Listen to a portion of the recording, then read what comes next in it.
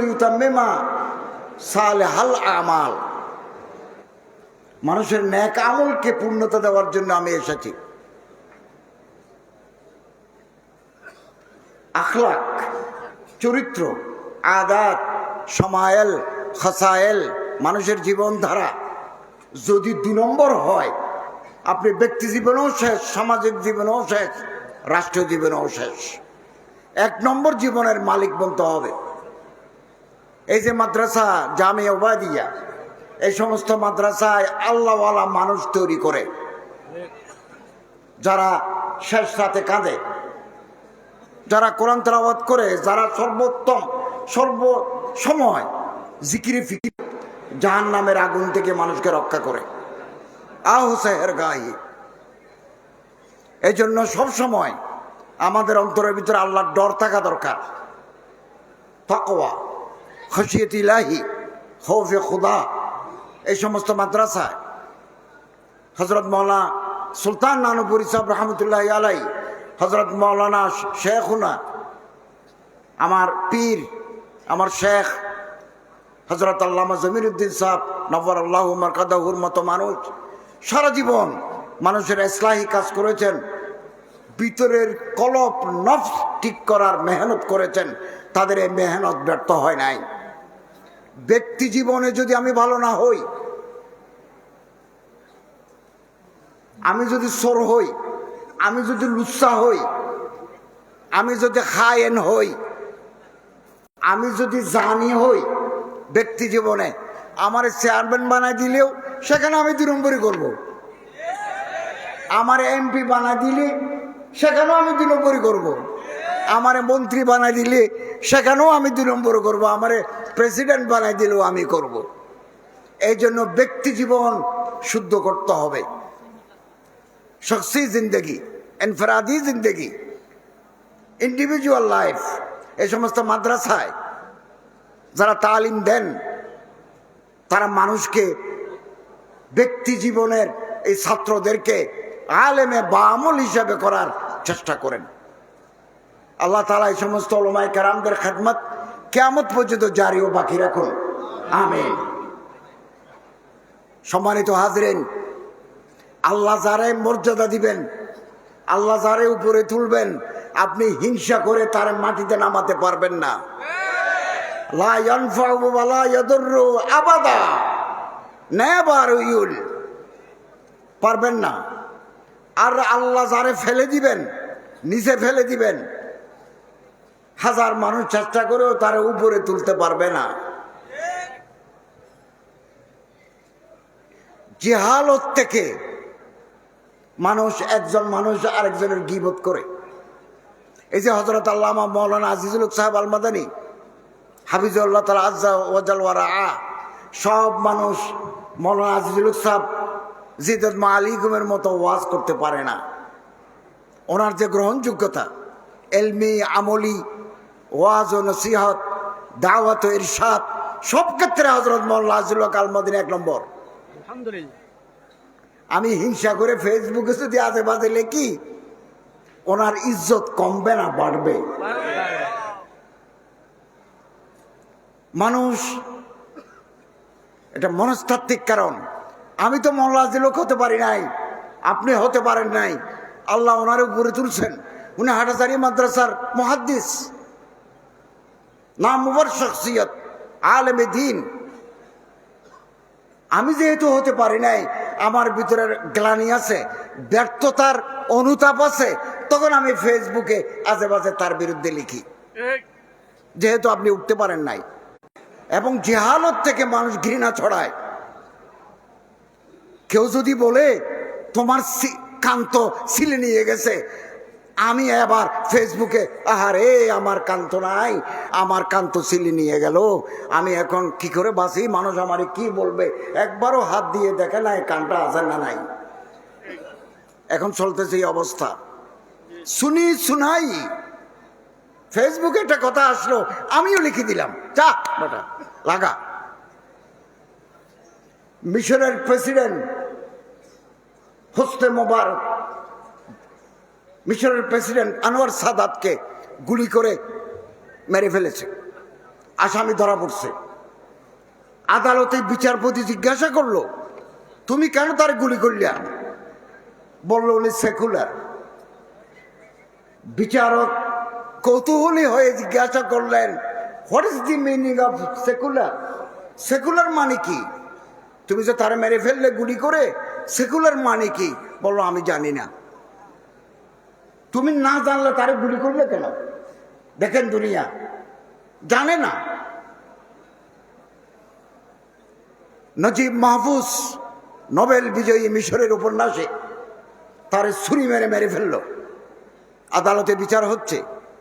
বিচারক জিজ্ঞাসা করলেন, তুমি মিশরের এত বড় উপন্যাসিক, নোবেলিস্ট, ওকে মেরে ফেললে কেন? বলল কিতাব লিখে মানুষকে গোমরাহ করতেছে।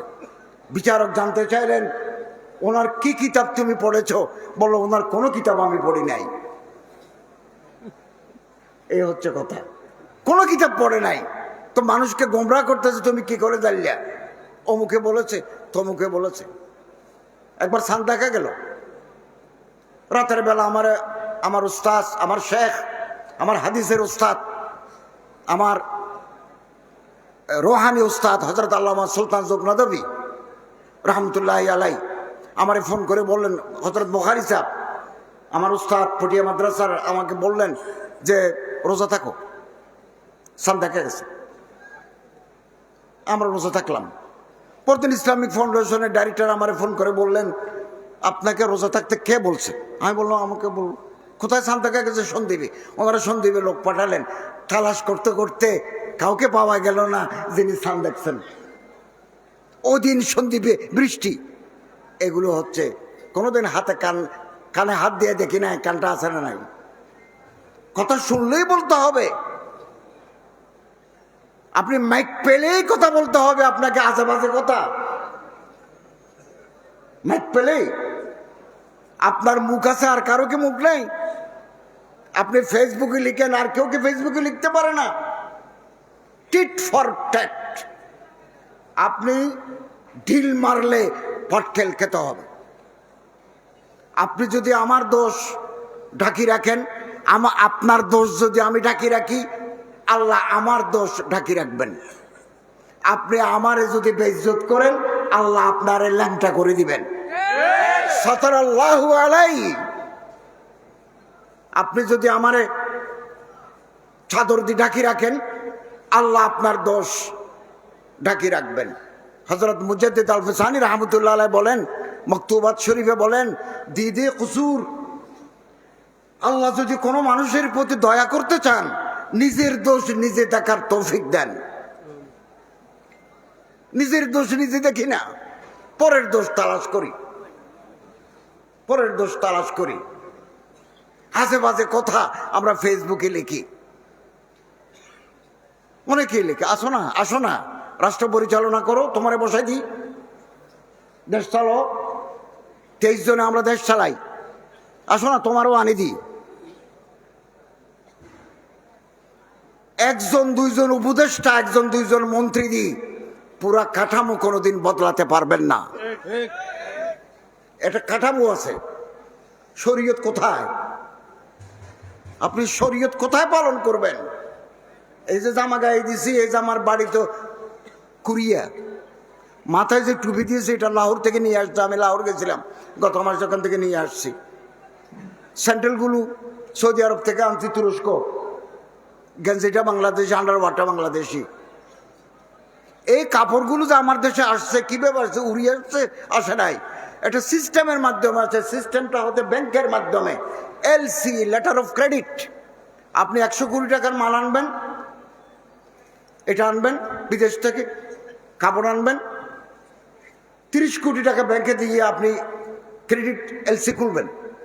ব্যাংক বলবে কুরিয়াকে, আমার বাংলাদেশের একটা কোম্পানি 100 কোটি টাকার মাল আনবে, আমি 100 কোটি টাকার জিম্মেদার। 70 কোটি টাকা এদেশের কোম্পানিকে তিনি কর্জ দিবেন মাসে মাসে সুদের বিনিময়ে। কোথায় শরীয়ত? এবং মাল আসার পরে যদি কোম্পানি ইম্পোর্টার 70 কোটি টাকা দিতে না পারে, আবার চক্রবৃদ্ধি ইন্টারেস্টের উপর ইন্টারেস্ট দিবেন, তাহলে এই যে কাপড়গুলো আসে, এই কাপড়গুলোর ভিতরে তো সুদের টাকা আছে। বাংলাদেশ সরকার মদ বিক্রি করে 100 কোটি টাকার মতো পায়। আমরা আছি, আমাদের গভর্নমেন্ট, আমরা যাওয়ার পরে যারা আসবে তারা, আমাদের আগে যারা ছিল তারা। মদ তৈরি হয় কুষ্টিয়ায়, কেরুয়েন কোম্পানি থেকে মদ তৈরি হয়, চিনি তৈরি হয়, ভিনিগার তৈরি হয়, মদও তৈরি হয়। কিছু মদ সরকার বাইরে থেকে কিনে ইম্পোর্ট করে। মুসলমানদের মদের লাইসেন্স দেওয়া হয় না। সিভিল সার্জন যদি বলে ওনার মদ খাওয়া দরকার, সরকার তাকে লাইসেন্স দেয়। 100টা বিদেশিরা লাইসেন্স পাবে, অমুসলমানরা লাইসেন্স পাবে। 100 জন যখন এক জায়গায় মদের লাইসেন্স পায়, ওখানে একটা ডিলারশিপ বসে, এই টাকা গভর্নমেন্টের ফান্ডে জমা হয়। গভর্নমেন্টের বর্তমান টাকাগুলো তো মুশকুক, সন্দেহ প্রবণ টাকা। এই জন্য ওলামায়ে কেরাম, ওলামায়ে দেওবন্দ সরকারের টাকা নেন নাই, সরকার থেকে দূরে থেকেছেন। জনগণের টাকা, আওয়াম দিনদার মুসলমানের টাকায় তারা মাদ্রাসা চালাইছেন। আমরা যে দিই, আমি মসজিদের নামে দিই, মাদ্রাসায় দিই, এতিমখানায় দিই, কবরস্থানে দিই, সমাজ কল্যাণ ক্যাপিটেশন গ্র্যান্ড দেয়। কোত্থেকে দেয়? কোটি কোটি টাকা ব্যাংকে জমা আছে, ওখান থেকে যে সুদ বের হয়, সুদের টাকা, মূল টাকা, রাসুল মাল এবং সুদের টাকা মিলে মুশকুক হয়ে গেছে। ওই মুশকুক টাকা থেকে দেয়। বাঁচার পথ নাই, আপনি বাঁচতে পারবেন না। এই যে রাস্তা বানায়, এই যে আপনি ওভারব্রিজে করে যাবেন, চট্টগ্রাম যাবেন, ঢাকা যাবেন, হিয়াকু যাবেন, এই রাস্তা কে বানায় দিয়ে? জাইকা। এই রাস্তা কে বানায় দিয়ে? IMF। এই রাস্তা কে বানায় দিয়ে? ব্রিজ কে বানায় দিয়ে? কার টাকায়? World bank. ওয়ার্ল্ড ব্যাংক থেকে আমরা সুদে টাকা নিই, জায়গা থেকে সুদে টাকা নিই। কর্ণফুলী ব্রিজ করে দিছি, যমুনা ব্রিজ সুদের টাকায়, সুদ দিতে হয়েছে। আপনি যদি বলেন আমি সুদের রাস্তার উপর দিয়ে চলবো না, তাহলে পানি দিয়ে চলো। তবে আমরা মজবুর, আমাদের কিছু করার নাই। কাঠামো ব্রিটিশ কাঠামো, এই কাঠামো যদি পরিবর্তন করতে পারি, শরীয়ত সম্মতভাবে সবগুলো করতে পারবো। হারাম বাদ দিতে পারবো, নাজায়েজ বাদ দিতে পারবো। যতদিন পারি নাই ততদিন এই মজবুরি মানতে হবে। এই জন্য ধর্ম উপদেষ্টাকে মন্দিরে যেতে হয়। আমি বারবার বলেছি, আমি বাইতুল মুকাররমে যাই ইবাদত করার জন্য, আমি ঢাকেশ্বরী মন্দিরে যাই রাষ্ট্র দায়িত্ব পালনের জন্য। আমি ফেব্রুয়ারির পরে আর উপদেষ্টা থাকবো না। কোনো মন্দিরে যাওয়া আমার প্রয়োজন নাই। আমি একজন দিনদার মুসলমান, মুত্তাকি মুসলমান। আমার ধর্ম, আমার এখলাস, আমার জিকির, আমার কোরআন তেলাওয়াত নিয়ে আমি থাকবো। যতদিন আমি সরকারের চেয়ারে আছি ততদিন আমি এই দেশের হিন্দু, বৌদ্ধ, খ্রিস্টান, পাহাড়ি সবার মন্ত্রী। তাদের জন্য বরাদ্দ আছে, মুখে বললে হয়। কোটি কোটি টাকা বরাদ্দ মন্দিরের জন্য, প্যাগোডার জন্য, খ্রিস্টানের জন্য, সেমেট্রি, তাদের কবরস্থান, চার্চের জন্য। আমি এগুলোর চেয়ারম্যান, এগুলো আমাকে দিতে হয়, বরাদ্দ দিতে হয়। আমি না দিলে চেয়ার সারি দিতে হবে। বলো যে ইউর আনফিট, তুমি পারবে না, তুমি তোমার জায়গায় চলে যাও। মুখে বললে হয় না। এ কাঠামো যদি বদলাতে হয়, আপনাদের প্রত্যেকের মেহনত করতে হবে। একজন দুইজন উপদেষ্টা দিয়ে এই কাঠামো পরিবর্তন সম্ভব নয়। 300 আসন আছে বাংলাদেশে, পার্লামেন্টের আসন, যেখানে আইন তৈরি হয়। এটাকে বলে আইনসভা, লেজিসলেশন। 3টা ব্রাঞ্চ আছে। এক দলে আইন বানায়, তারা পার্লামেন্টের মেম্বার। এক দলে দেশ চালায়, অ্যাডমিনিস্ট্রেশন। আরেক দলে বিচার করে, জুডিশিয়ারি। 3টা মিলে দেশ। 300 আসনে যদি 200 আসনে আলেম, যাদের কলিজার ভিতরে আল্লাহর মহব্বত আছে, রসুলের সুন্নত আছে, পীর মুর্শিদের তরিকা মানিয়ে চলে, এরকম 200 জন যদি পার্লামেন্টে পাঠায়, আইন বদলাতে পারেন, কালকে শরীয়ত পালন করা সম্ভব। এখন বাংলাদেশের 54 বছরের ইতিহাসে 50 জন আলেম বা মুত্তাকি মানুষ কোনদিন পার্লামেন্টে যায় নাই। ধর্ম ছাড়া কোন মন্ত্রণালয়ে, আমি 54 বছরের ইতিহাসে পূর্ণমন্ত্রী, ক্যাবিনেট মেম্বার, পূর্ণমন্ত্রী। আগে যারা ছিলেন তারা প্রতিমন্ত্রী অথবা উপমন্ত্রী, 4 আনা মন্ত্রী, 8 আনা মন্ত্রী, আমি 16 আনা। অন্য কোনো মন্ত্রণালয়ে, বাণিজ্য, পররাষ্ট্র, স্বরাষ্ট্র, শিক্ষা, সংস্কৃতি, অর্থ, রেলওয়ে, নৌপরিবহন, বনপরিবেশ, কোনোদিন কোনো আলেম মন্ত্রিত্ব পায় নাই। আপনি শরীয়ত শরীয়ত করলে কোথায় পাবেন শরীয়ত? শরীয়ত যদি চাই তাহলে জনগণের সাথে সম্পর্ক করতে হবে। জনগণ তো আমারে আপনারে চিনে না, জনগণ তো চিনে যদু আর মধুকে। জনগণ তো আপনারে চিনে না। আপনি ভোটে দাঁড়ালে পান 2500 আর যদু পায় 63,000। You have no connection with the people. You have no connectivity with the general voters. পাবলিকের সাথে সম্পর্ক করুন। যদি কেউ করতে পারে, জনগণ তারা মহব্বত করে পার্লামেন্টে পাঠাবে। আপনি কি কোনোদিন গেছেন ওই পাড়ায়, এই পাড়ায়? বাবা, তোমাদের কোনো সমস্যা আছে? কেউ বলবে আমার এখানে পানি নাই, বললো কালকে ডিপ টিউবওয়েল বসে যাবো। আমার দাদা অসুস্থ, এখনই অ্যাম্বুলেন্স পাঠাচ্ছে, হাসপাতালে দাও। এই কারে খায়ের যদি আপনি কোনো এলাকায় করতে পারেন, এদেশের জনগণ আপনাকে পার্লামেন্টে পাঠায় সম্মানিত করবেন। মোল্লা শহীদুল ইসলাম নড়াইল করেছেন, ওনার সাথে আমার কথা ছিল, দেখা হয়েছে, এখন উনি ইন্তেকাল করেছেন। পাবলিক কানেক্টিভিটি নাই। দাবি আর কতদিন জানাবেন? এটা করো, ওইটা করো, এটা চাই, ওটা চাই, নইলে গদি ছাড়ো, এগুলো কতদিন আর বলবো? নিজেরা তৈরি হন, ম্যাজিস্ট্রেট হবেন, আপনার কলমে আইন কার্যকর হবে। ইউনো হন, ডিসি, এসপি, সচিব, পার্লামেন্টের মেম্বার, স্পিকার, প্রধানমন্ত্রী হন। যোগ্যতা আছে আপনার, এই যুদ্ধকে কাজে লাগান। কেবল গরম গরম বক্তৃতা করে চলে গেলেন, ऐसा करेंगे तैसा करेंगे, कुछ भी ही नहीं कर पाओगे, ऐसा करेंगे तैसा करेंगे, কিচ্ছু করতে পারবে না।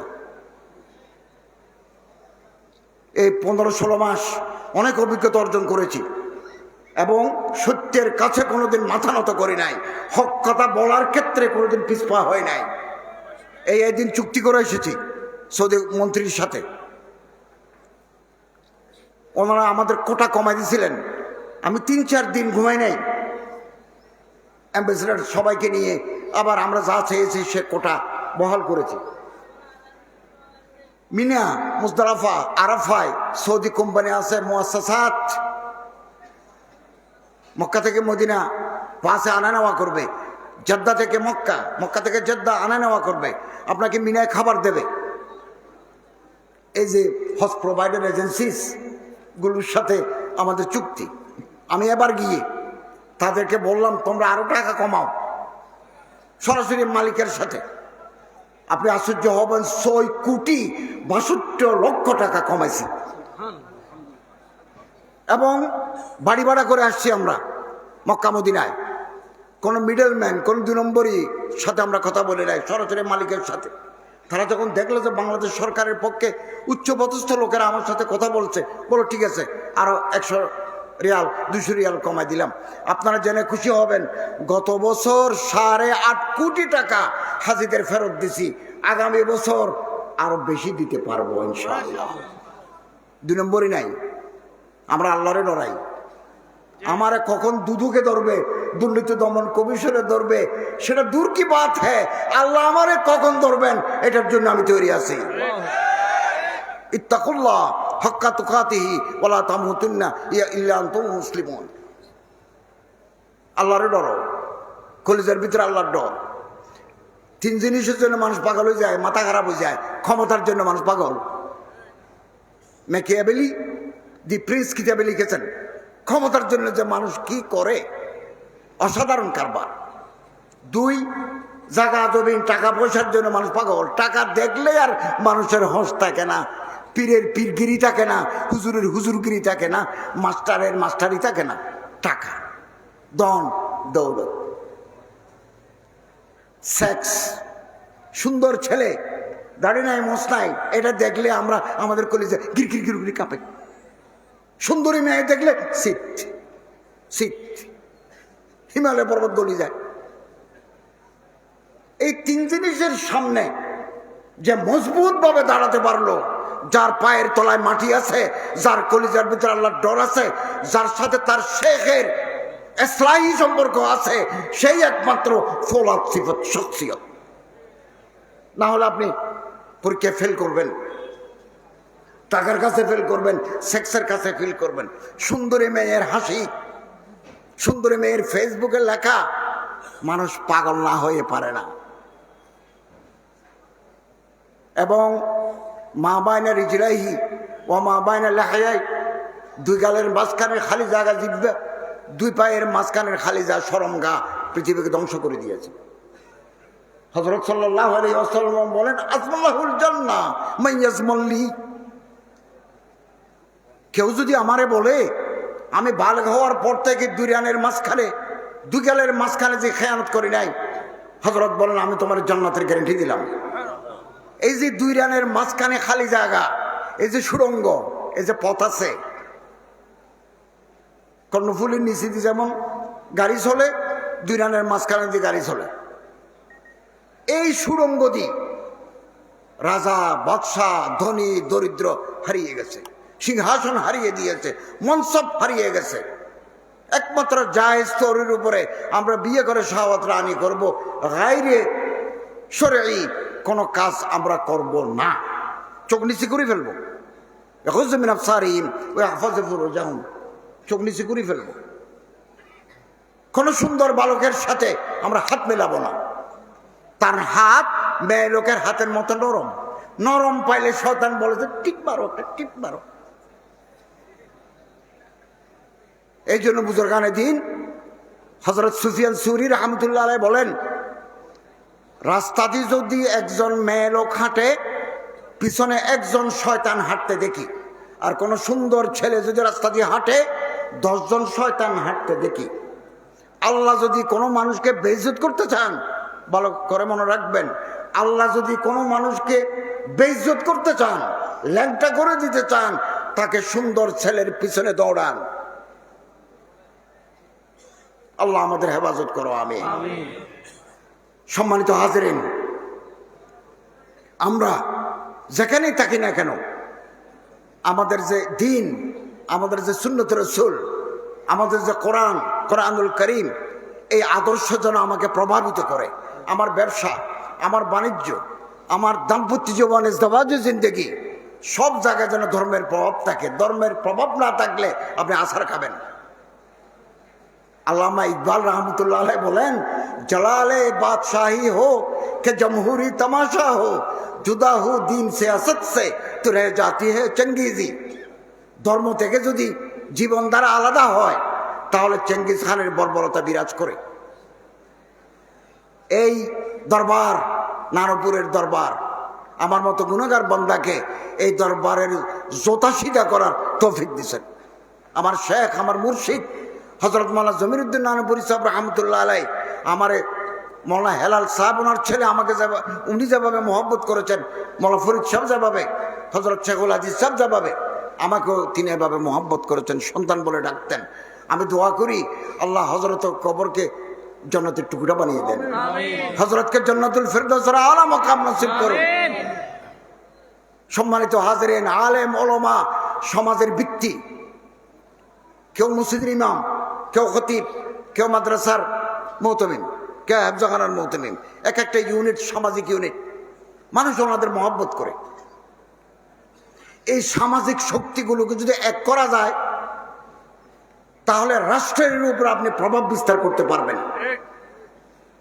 আর যদি আলাদা আলাদা থাকেন, জজবে বাহাম জু নেহি মাহফিলে আঞ্জুম বি নেহি, আসমানের তারা এগুলো মাহফিলে আঞ্জুম, জজবে বাহাম। আল্লাহ তাআলা আমাদের সবাইকে ঐক্যবদ্ধ থাকার তৌফিক দান করুন, আমিন। এবং এই সমস্ত দ্বীনি আদারার সাথে যেখানে আলেম, ওলামা, সোলাহা, নোকাবা, ওরাফা, জোয়ামারা আছেন, তাদের সাথে নকশ কদম মতে চলার তৌফিক দান করুন, আমিন। ওয়া আখিরু দাওয়ানা আনিল হামদুলিল্লাহি রাব্বিল আলামিন। একটু দোয়া দোয়া আমি করব? জি জি মুক্তাসার আখিরে দোয়া দোয়া আপনি করেন না? আল্লাহুম্মা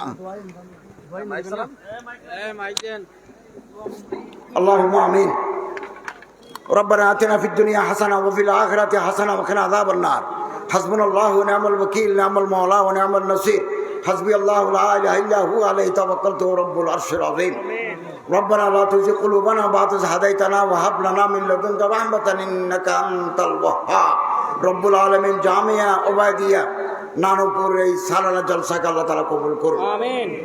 এই নানুপুরের প্রতিষ্ঠাতা, এই নানুপুরের মুহতামিম সাহেবান আগে যারা ছিলেন, হযরত মাওলানা ওবায়দুর রহমান সাহেব, হযরত মাওলানা সুলতান নানুপুরি সাহেব রহমতুল্লাহ আলাইহি, হযরত মাওলানা জমিরুদ্দিন সাহেব রহমতুল্লাহ আলাইহিকে আল্লাহ জান্নাতুল ফিরদৌসের আলা মাকাম নসিব করুন, আমিন। বর্তমান মুহতামিম হযরত মাওলানা সালাহুদ্দিন নানুপুরি সাহেবকে আল্লাহ হায়াতে তয়্যিবা নসিব করুন, আমিন। হযরত মাওলানা হেলালউদ্দিন সাহেবকে আল্লাহ তাআলা কারে খায়ের রাফায়ে আম্মার যে খেদমত করে যাচ্ছেন, তা হায়াত যাতে তিনি জনগণের সেবা করতে পারেন, উপকার করতে পারেন, সমাজ সেবা করতে পারেন, সেই তৌফিক আল্লাহ তাআলা ওনাকে দান করুন।